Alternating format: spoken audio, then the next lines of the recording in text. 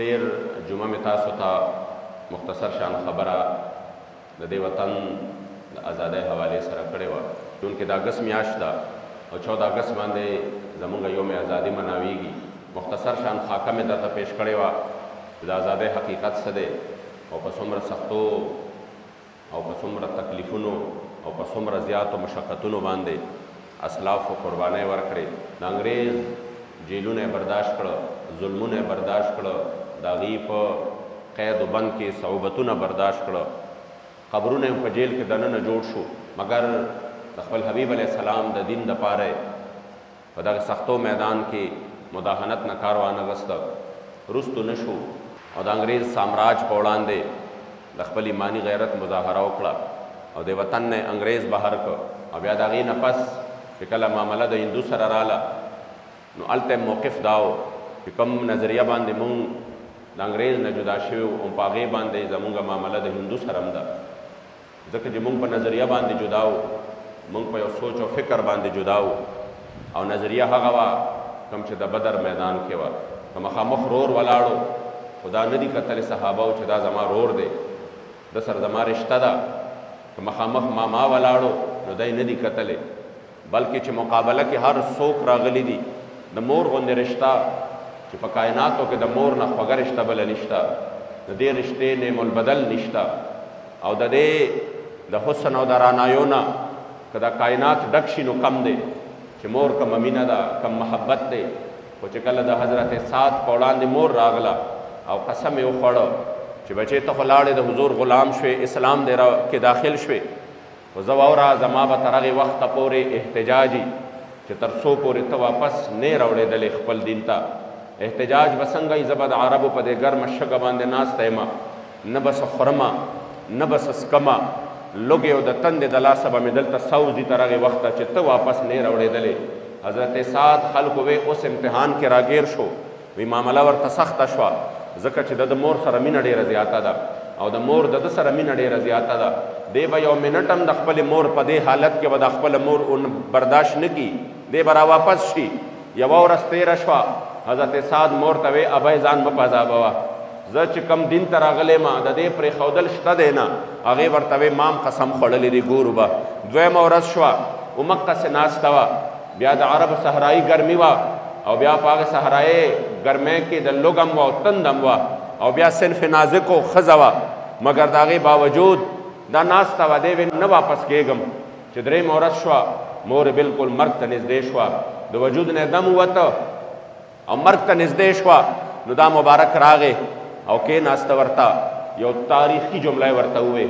یو تاریخي کلمه ورته ووې چې والله تر قیامته پورې د حضور عاشقانو له مینار نور دی چې د اسلام په مقابله کې د الله کریم جل جلاله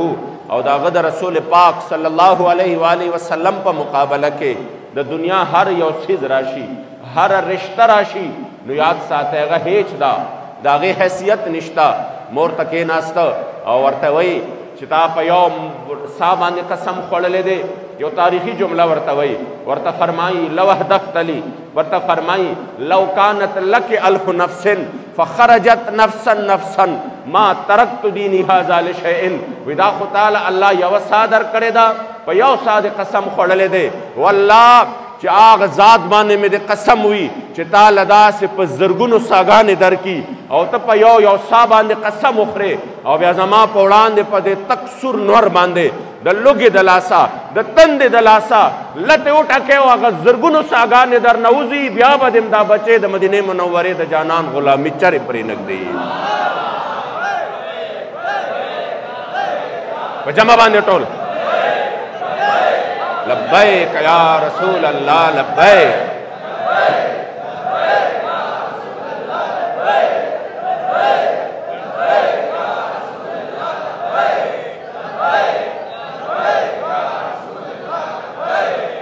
قدردانو د هغې سختو تکلیفونو او تکلیف ده حالاتو نه چې مشرانو برداشت کړل او په نظریه باندې یو جنګ وګټه او دا مې درته ویلي بار بار یې ویمه چې د برصغیر پاک و هند نه انګریز نه د عدم تشدد په فلسفه باندې وتی دی، نه په احتجاج باندې وتی دی، نه زما او ستا په نارو باندې وتی دی، چې مونږ دلته کې ووې چې انګریز دې وځي مونږ ازادي غواړو د ازادۍ نارې مو ووالې نه دې اسلافو قربانۍ ورکړي دي تکلیفونه یې تېر کړي دي مشقتونه یې برداشت کړي دي او په میچنې یې اوړه کړي دي اته سیره غنم یې د ورځې په لاسونو کې اتکړی وې او میچنې یې کړي دي هغه کفایت الله کافي چې د انګریز په قید کې هغې ورته پانسي واوروله او دا مبارک په سباله باندې پانسي ده او معمر دی د 85 کالو دی او بیمار دی او د شپې والا په وجود باندې استری وګرځولې ګرمې استری او بیا والا په هغې مکمل جسم باندې چې زخمی شوی و په هغې باندې والا مرچکي واچول او په سباله باندې ورته د تختیدار سجا وکړ او خپل انګریزان یې راوستي وو چې تاسو وایئ مسلمانان د مرګه نه یریږي راشئ نن به یو نظاره ګورو یو بابا دی او د دوی مشر دی څنګه به مونږ ته خپو کې ارغړي او دی به وایي چې ماله خیر دی زما د جون خیرات زه نه غواړم ما مه پانسي کوئ خو په سباله باندې چې وکتل نو ناشنا غوندې نظاره وه د 85 کالو بابا په دقې انداز کې چې وجود ټول زخمی دی په تلو باندې مو وله استری ګرځولې وې او بیا هغه مخامخ د پانسۍ هغه تختیدارو او د پانسۍ رسۍ وه او ټول انګریزان ناستې دي چې دی به څومره جاړي څومره برغړي خو هغه عجیبه غونده نظاره ولیده چې د 85 کالو بابا د زخمی جسم سره د پهلوانانو شانته په خوشحالۍ باندې سینه اوچته کړې ده او په سر یې اوچت کړی دی او په خوشحالۍ باندې په غرور باندې را روان دی چې په دقه وخت کې دا غرور الله تم خوښ دی د هغه محبوب تم کم خوښ دی کم چې حضرت ابو عبیده بن جراح کړی دی ولې عزتمندو مخامخ انګریز ولاړ دی مخامخ د اسلام دشمن ولاړ دی سر یې اوچت کړی دی او فی البدیح په هغه وخت کې گویا دی او سوئی کوئی گل باقی رہے گا نئے چمن رہ جائے گا بس رسول اللہ کا دین حسن رہ جائے گا سب فنا ہو جائیں گے کافی ولیکن حشر تک نعت حضرت کا زبانوں پر سخن رہ جائیں گا وی تاسو بم فناش ہے بادشاہ بمم ختم شی اڈوکی بمم ختم شی یاد بمم ختم شی چاہتا با یادم نئے خسور لسنیم سوا کالا پس با دا حضور دا دن چرچیوی او بیا دا حضور دا خاطر با دا حضور ذکرم کی گی او دا حجی آباد شریف جماعت کی با دا کفایت اللہ کافی تذکرے کی گی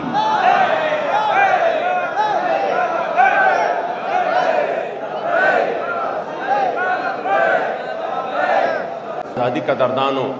اسلافو په ډېر تکلیف باندې اغستې وه دا ستا د باجو دپاره نه ده په 14 اګست باندې او نه د دغې نغمو دپاره ده چې په هغې باندې زنانه ګډېږي او دا نه چې کوم دی په بازارونو کې او په دغه کې په چغو په سرو باندې دا د دې دپاره اسلافو قربانۍ ورکړي دا کتاب دی د باباجي صاحب انوار مدینه په دې کې فرمایلی دي چې د ازادۍ طالبان چې دي نو دا په 3 قسمه باندې دي یو هغه خلک دي چې هغوی د وطن دپاره ازادي غواړي هغوی وایي نه مونږ له ازادي دې له پکار ده چې د دې وطن په دې خزانو باندې مونږ خپله خېټه ورواچو باباجي فرمایي چې دا د ازادۍ طالبان نه دي بلکې دا بدترین غلامان د نفس او د شیطان دي د داسې قسم ازادۍ نه دی الله مونږ وساتي چې مونږ دې دپاره د ازادي حاصله کړو وي دویم هغه دي چې هغوی وایي چې یاره زه داسې به وکړو چې اول به وطن ازاد کړو او چې کله وطن ازاد کړو بیا وروسته به اسلام سره ګورو نو دام که شیطانان نه دي نو د شیطان رونه دي پوهېږئ دې باندې د شیطان رونه دي او دریم هغه پرهیزګاران دي هغه غیور دي هغه سیال دي هغه د حضور علیه السلام په مینه باندې مست دي چې هغوی وایي زمونږ مال زمونږ جان زمونږ اولاد دا هر څه د هغې یو انچ ځای دپاره قربان وي چې په کوم انچ ځای باندې زما د مدینې منورې د جانان د دین نفاظ وشي په کوم ځای باندې د اسلام جنډه بلنده شي نو د اسلام د جنډې د بلندېدو دپاره هغوی دغه د ازادۍ په دغه انداز باندې او دا هغه زلمي دي چې دا سیال دي دا غیرتمند دي دا غیور دي ځکه پکې بیا باباجي مبارک فرمایي چې دا کارم د دغې خلکو دی دا د شرابیانو نه دی دا د هغې خلکو نه دی چې د هغوی د حضور په دین باندې پروا نه کار د خپل دنیا د اوسو د مفادو سره یي ځکه به فرمایل پرهیزګاران زلمي دي راشي د سیالۍ دپاره چې سینې اونیسي بربنډې د ګولۍ دپاره نور څوک ترې رستو شی ځوانان متشرع جدا کړی دی به ور وړاندې شي د ظلم او د ازادۍ ناوې په مهر کې سرونه غواړي مین په دین زلمي د راشي دې ډولۍ دپاره او د زړه د وینو نه شربت نوجوانان جوړوي د غلامۍ د بد مرض د بد حالۍ دپاره او فرمایي زاغان د ورک شي بلبلان به اوس ګلشن ته راځي زاغان د ورک شي بلبلان به اوس ګلشن ته راځي د ازادۍ د سرو ګلونو د کلی دپاره او د شریعت کمربندونه د زلمې وتړي خفه دې نشي د دشمن د ناخوالۍ دپاره او جولۍ د ګلو په زلمو ویش کړه محمد امینه ولاړ په شوق ستا د ګلونو د جولۍ دپاره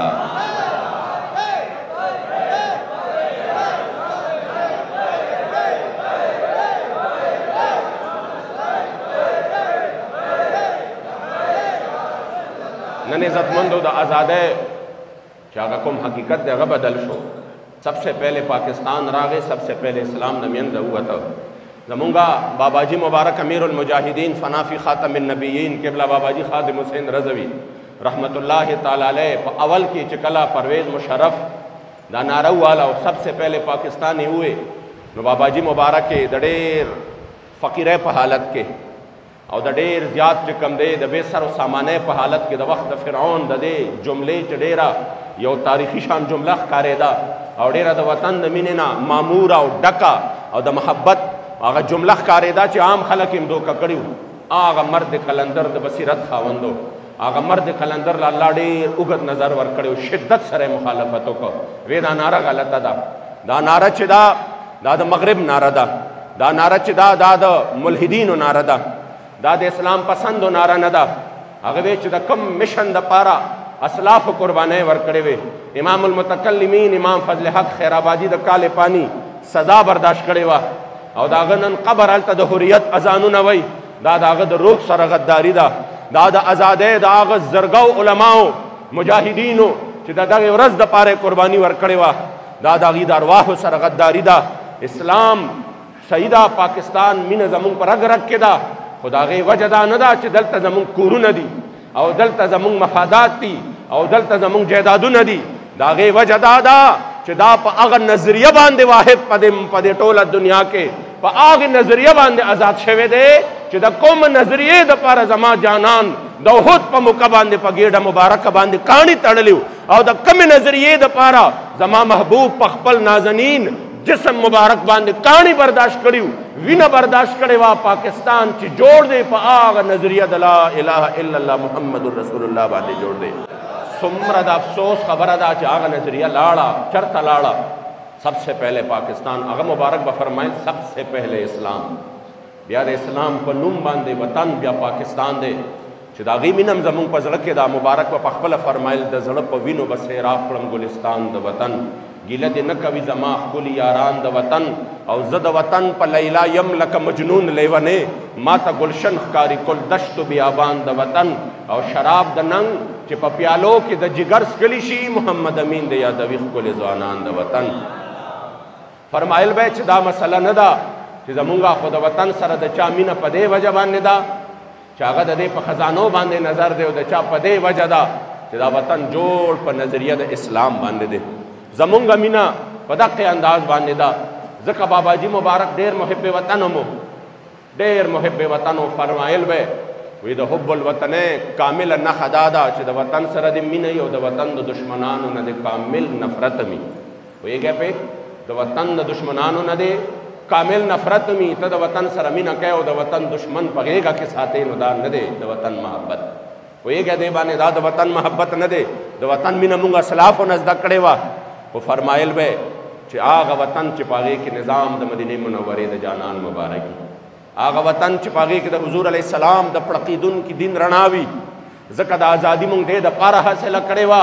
چې په دې وطن کې به د حضور نظام وي زما د جانان د دین چې کم دی هغه پړقېدونکي نظام به یې پکې او دا به د اسلام مضبوطه قلعه وي دلته به د قادیانانو ځای نه دلته به د حضور د دین د دشمنانو ځای نه اقلیت پکې اوسېږي خو د اسلام په اصولو کې دننه اوسېږي خو یاد ساتئ هغه دشمن هغه قادیانې چې د حضور د ختم نبوت دشمن دی نو دا وطن به د هغه نه وي نن خو تا ټول وطن هغه له په غېږه کې ورکړه ټول وطن دی هغه ته چې کم دی په غېږه کې کېښوده ځکه باباجي مبارک ته زه ګورم د حب الوطنۍ دا حالت و وختي مې دا کتاب کته نو عام اشعار یې داسې نه دي عام اشعار یې داسې نه دي خو هسې د مینې او محبت ته مې کتل چې دا مینه پې غالبه شوې ده نو د اشعارو رنګ هم جدا شوی دی ځوانانو له یو عجیبه غونده کې جوش او جذبه ورکړې ده او چې کله وطن نه ازادي حاصله کړې ده او وطن کې او انګریز د دې وطن نه لرې باسلی دی او هغه یې په انګلینډ باندې کله ورړولی دی. نو بیا یو ناشنا انداز کې اشعار ویلی دي او فرمایلی دي د ازادۍ گلشن بهار شو، د ازادۍ گلشن بهار شو، بلبل راشه که کوي پرې فریادونه، او د ازادۍ نوبت غږیږي زلمي جوړیږي ښایسته لکه ګلونه، او د ازادۍ ناوې به یوسي زلمو په مهر کې ویلي دي سرونه، او د ازادۍ دلربا راشه مونږ ستا په مینه سر و مال منلی دي نه، او دا غور کېږه مخ دې ورک شه اوس به گلشن کې بلبلان کوي سیلونه، او د شریعت توره ترملا کړه مدام به نه وي د حضرت په دین جنګونه، او رسول الله چې په چا ګران وي د هغه دین به د هغه په خوی ګټي نه. او بیا فرمایي د غلامۍ زنار یې غوڅ کړو، د غلامۍ زنار یې غوڅ کړو، د شریعت هار یې په غاړه کړي خوندونه، او خدای ځوانان مو پرهیزګار کړي چې د عمر خالد په خویو کړي جنګونه، او محمد امین ترېنه قربان شه، محمد امین ترېنه قربان شه که د حضرت په شره سم ږدي قدمونه.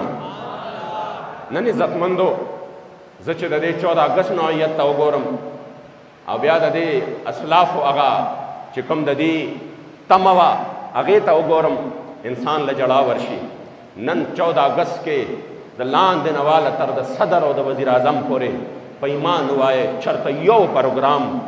هغه دې ډیسي کوي، هغه دې ایسي کوي، هغه دې بله محکمه کوي، او هغه دې بله محکمه کوي، سرکار دې کوي، غیر سرکار دې کوي، خو د دې نه واله تر د صدر پورې که په یو پروګرام کې چېرته دا ویلې کېږي چې د پاکستان د جوړېدو مقصد څه او پاکستان په کومه نظریه باندې جوړ شوی دی. افسوس خبره دا ده راځئ قدردانو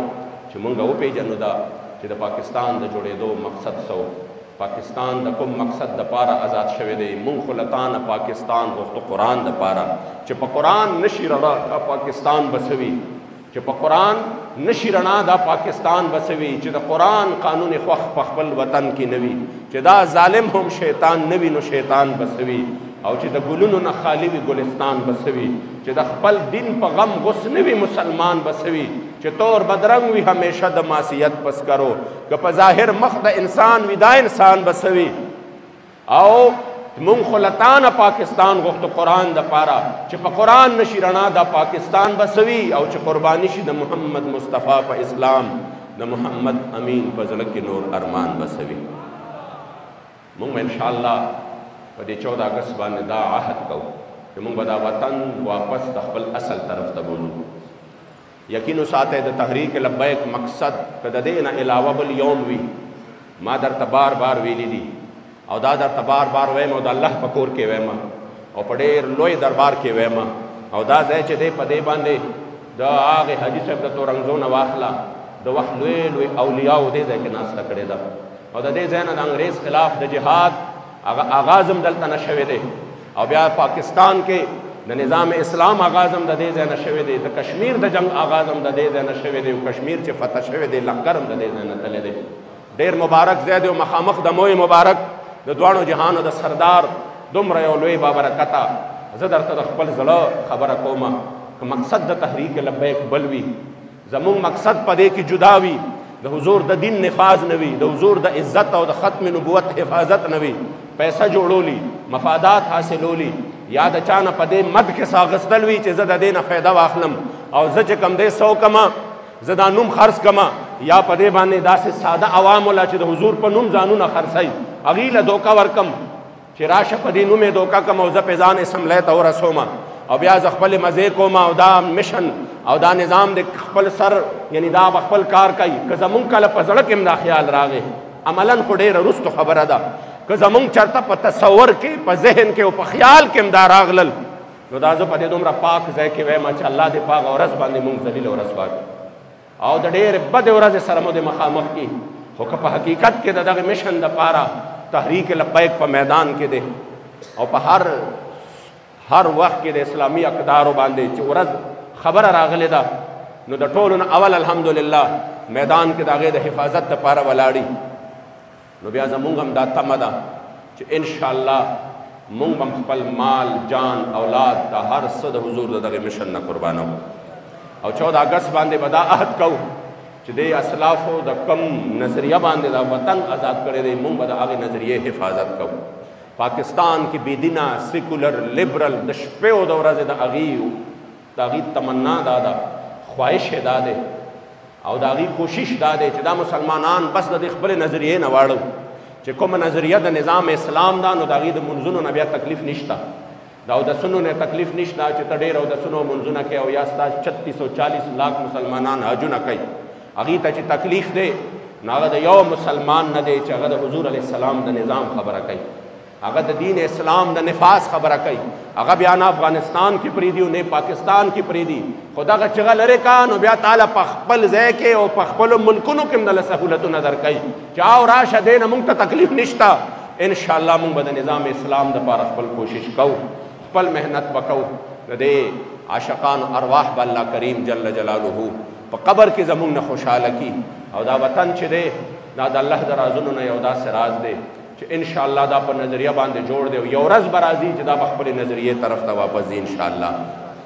او چې کوم پرچم چې د شین ګنبد مبارک په نسبت باندې د هغې ډیزایننګ شوی دی انشاءالله دا پرچم به د حضور علیه السلام د دین قلا به جوړیږي او په دې وطن باندې به دا پرچم د ہمیشہ دپاره بلند ولاړي. کرم ہو ارض پاکستان پر یا رحمت عالم سلامی دے رہا ہے سبز پرچم یا رسول اللہ وصلی اللہ تعالی علی خیر خلقی.